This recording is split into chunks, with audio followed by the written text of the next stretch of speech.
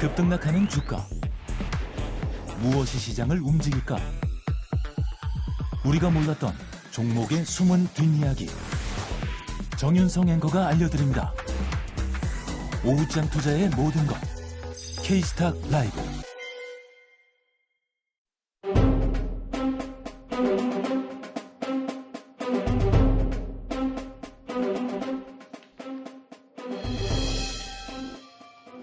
네, 바로 하락하는 종목들 중심으로 그리고 시장에 대한 긴급 진단까지 이어가 보겠습니다. 미래경제연구소 정태근 이사, 메리츠증권 정영훈 과장 자리해 주셨어요. 어서 오세요. 네, 반갑습니다. 네, 안녕하세요. 네, 이사님 먼저 시장의 급락 배경의 중심에 있는 네. 미국의 경기 침체 우려, 그러면서 시장의 오늘 하락에 대한 좀 대응 전략을 여쭤보고 시작을 해보도록 할게요. 지금 일각에서는 진작에 금리 인하를 했어야 하는 거 아니냐, 지표의 이런 부진을 확인한 이후에 이런저런 우려가 맞물리면서 미국 증시부터 급락이 나오고 우리 시장의 오늘 낙폭이 더욱더 깊은 네네. 상황인데요. 이제 비농업 부문 고용 지표 또 실업률 발표를 이제 미국이 앞두고 네네. 있는데 안 좋게 나오면 여기서 또 더 출렁이는 것은 아닌지 걱정이 되는데 추가 하방을 또 지표 발표와 함께 어느 정도까지 또 열어두고 지켜봐야 되는 걸까요? 일단 지표에 대한 부분부터 먼저 말씀을 드리면 아마 미국 증시는 지표에 따라서 계속 흔들릴 겁니다. 그리고 지금 시장에서 많이 걱정하는 부분이 뭐냐면 주말에 있을 고용 지표가 안 좋게 나오면 어떡하지라고 고민을 좀 하고 있거든요. 네. 근데 개인적으로 저는 반대로 고용 지표가 안 좋게 나오게 되면은 또 다시 이제 금리 인하에 대한 기대감이 또 부각되지 않을까라는 생각이 들거든요. 근데 제가 왜 이렇게 말씀드리냐면은 최근에 나오는 경기 지표에 따라서 계속 이런 엇갈린 반응들이 계속 나왔었기 때문에 이렇게 말씀을 좀 드릴 수 있다고 보시면 될 것 같고요. 그리고 지수 포인트는 또 어디까지 잡아야 되느냐? 저는 개인적으로 올해 4월 19일 그리고 5월 29일 이때를 좀 주목을 했으면 좋겠다라고 말씀 한번 드려보고 싶거든요. 네. 왜냐하면 외국인의 선물 수급을 좀 말씀을 드릴게요. 오늘 외국인의 선물 매도가 2조 4,400억 정도 매도가 나오고 있습니다. 근데 저 개인적으로는 굳이 지금 자리에서 이 정도 대량의 선물 매도가 나오는 게 맞나? 그런 좀 판단을 하고 있거든요.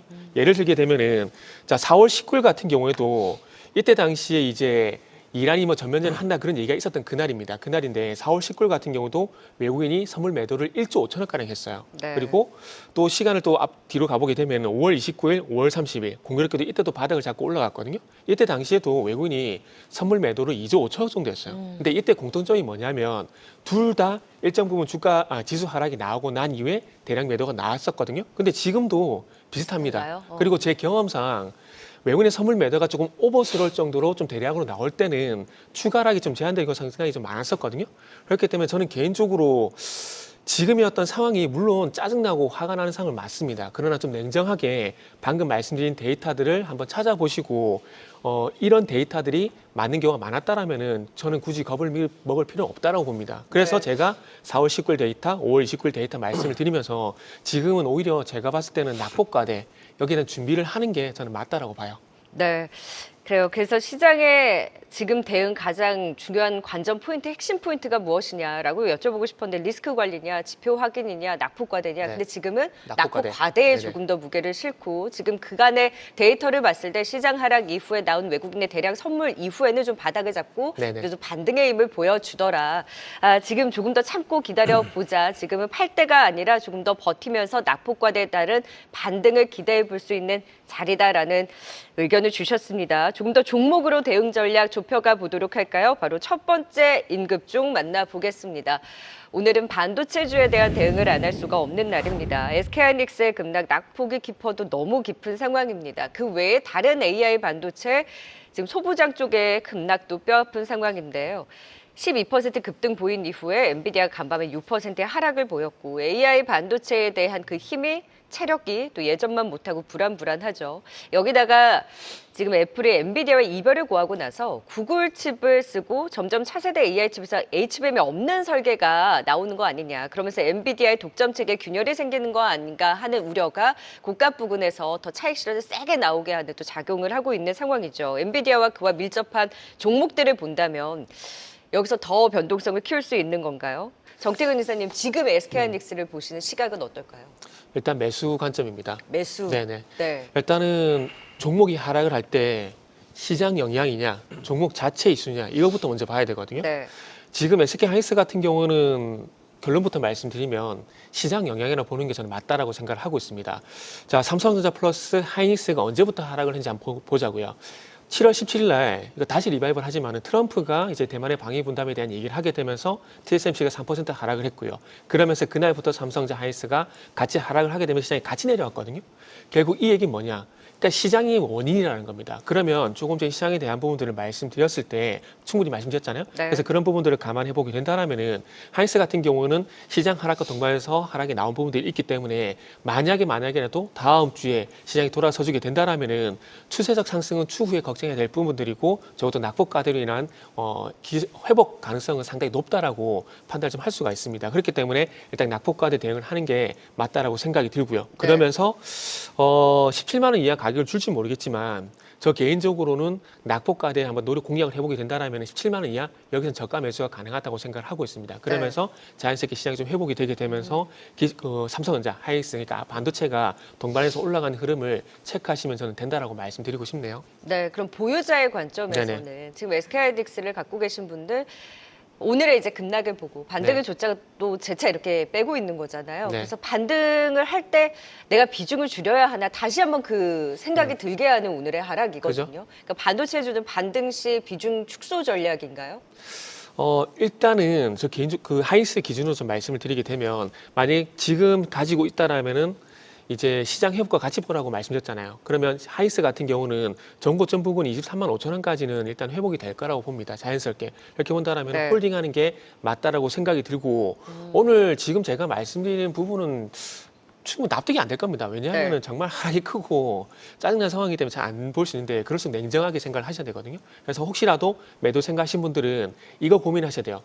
이제부터는 내가 팔면 바닥. 이 실수는 적어도 하면 안 됩니다. 이렇게 본다면 버티는 게 맞다라고 봐지고 그리고 다시 말씀드리지만은 외국인의 선물 매도가 좀 과하다 싶을 정도로 많이 나왔을 때가 최근 올해 봤을 때 바닥이었던 경우가 많기 때문에 다시 한번 시장에 홀딩. 대해서 분석을 좀 하시고 좀 버틸 수 있는 그런 네. 마인드를 좀 가져갔으면 좋겠습니다. 저 개인적으로. 네, 전고점 부근까지는 보유에 대한 관점 SK하이닉스를 비롯해서 시장 전체 좀 버텨보자라는 의견 주셨고요. 오늘 수급적으로도 SK하이닉스는 외국인 매도인데 삼성전자는 매수를 하고 있는데 네네. 이건 어떻게 해석을 해야 되는 건가요? 그러니까 이게 참 겉과 속이 다르다 이런 말씀을 드려야 될 것 같은데 네.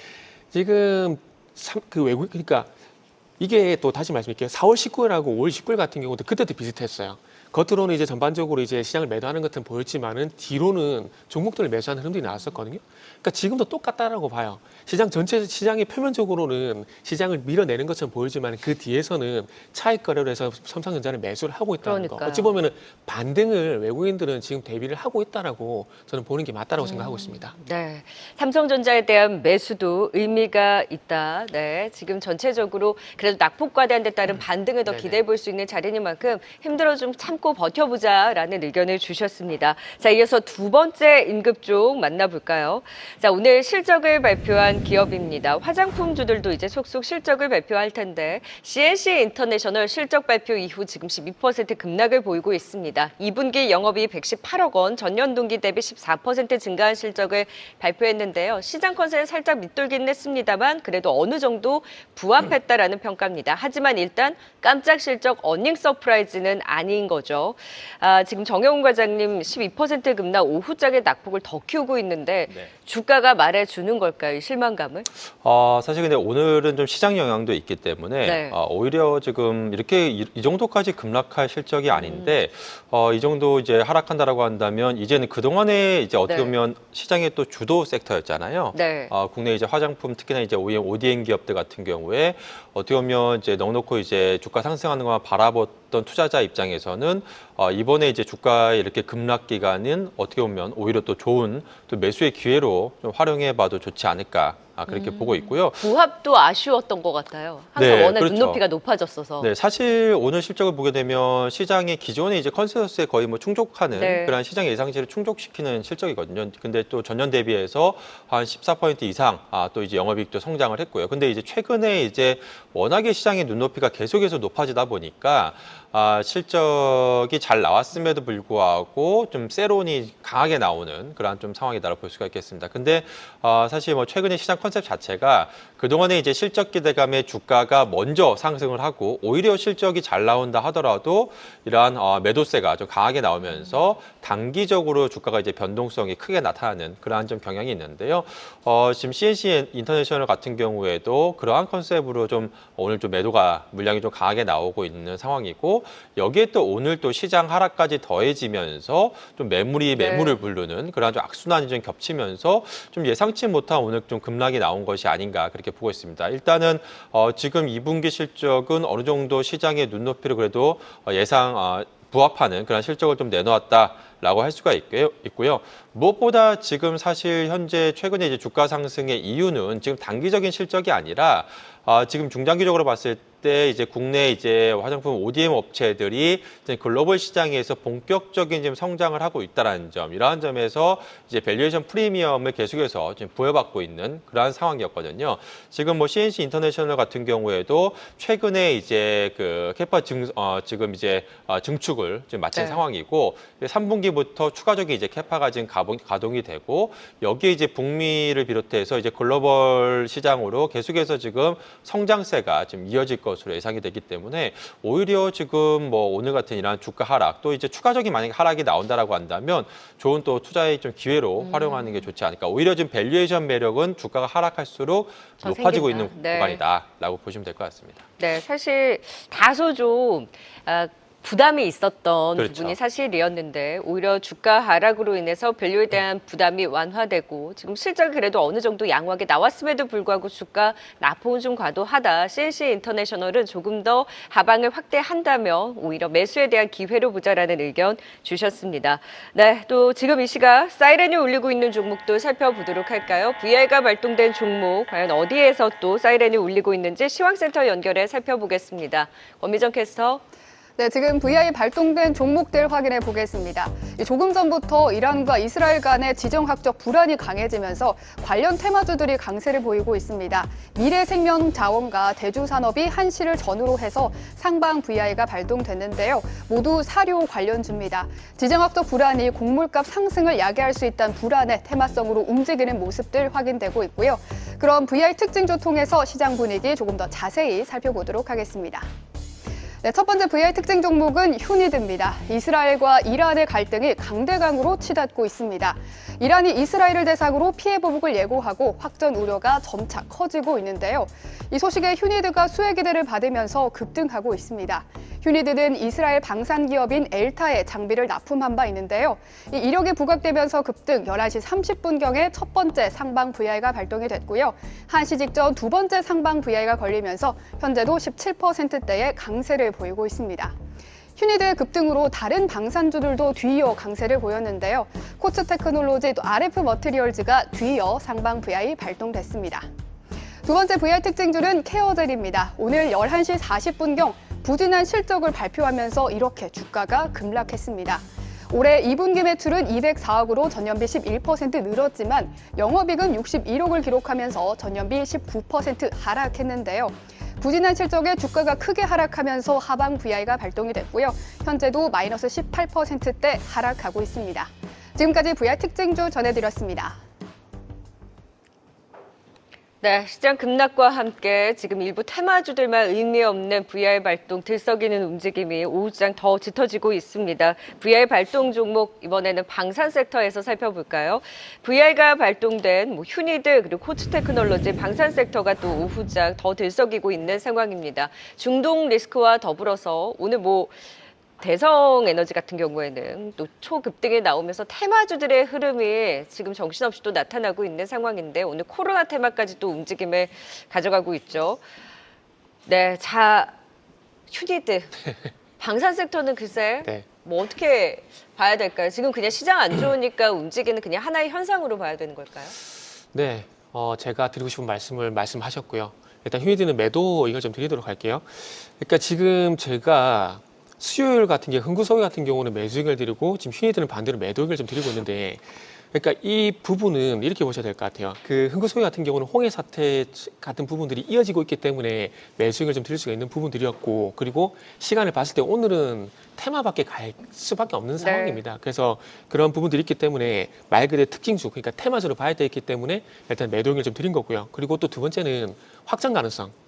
지금 뭐 중동 정쟁 우려감들이 이게 나오고 있는 상황들인데, 저는 개인적으로 이란이 전쟁을 못한다라고 생각을 하고 있습니다. 물론 뭐 이스라엘 공격 이런 부분 간헐적으로 할 수가 있겠지만은 전면전은 좀 불가능하다 생각을 하고 있거든요. 두 가지입니다. 이것만 말씀드리고 마무리할게요. 두 가지 이유인데, 하나는 2022년도에 그 히잡 시위가 있었거든요. 이 얘기를 왜 말씀드리냐면 이란 내 민심이 상당히 좋지가 않습니다. 전쟁 같은 경우도 전폭적인 국민들의 지지를 받아야 되거든요. 그게 힘들어요. 그래서 못하는 부분이 있고, 두 번째는 지금 경기가 너무 안 좋아요, 이란이. 제재 때문에. 네. 전쟁하려면 뭐가 됩니까? 돈이 있어야 돈 되거든요. 있어야죠. 그죠. 그래서 이 두 가지 이유 때문에 저는 전면전 안 된다고 봅니다. 물론 국지적인 진행이 되겠지만 확장 가능성 떨어진다는 생각이 들고, 그러다 보니까 휴대 같은 경우는 오늘 이런 이슈로 해서 단기 특징주로 보시는 게 맞고요.